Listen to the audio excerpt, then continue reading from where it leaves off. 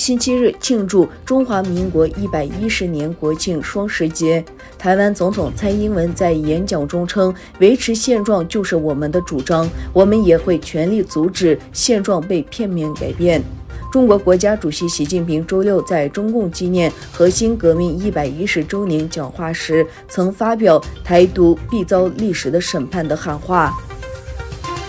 据报道，即将卸任的德国总理默克尔周日参观以色列亚德瓦西姆大屠杀纪念馆。作为访问的一部分，默克尔将会见以色列总统赫尔佐格、总理贝内特和外交部长拉皮德。这是他执政16年后对以色列进行的最后一次正式访问。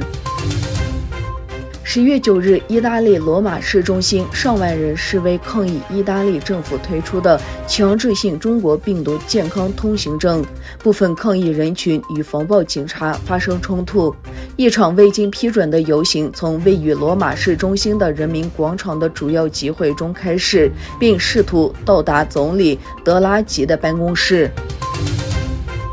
中国官方英文报纸《环球时报》周五的一篇社论中指出，美军在台湾的秘密存在将导致中国和台湾之间更快的爆发战争。分析称，中国必须让美国和台湾都知道他们在玩火，他们的行为的潜在后果将是美国和台湾岛都无法承受。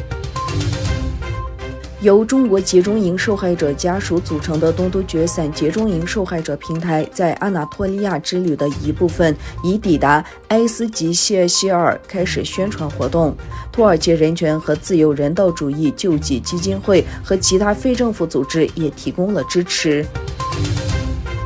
为伊拉克提前大选设置的投票箱已关闭，投票程序于昨天18点结束，选举结果预计将在24小时内公布。俄罗斯媒体报道，一架 L410运输机昨日在俄罗斯东部达坦斯坦共和国坠毁，造成至少16人丧生，7人受伤。俄罗斯联邦紧急情况部证实，机上载有23人，机上有跳伞运动员。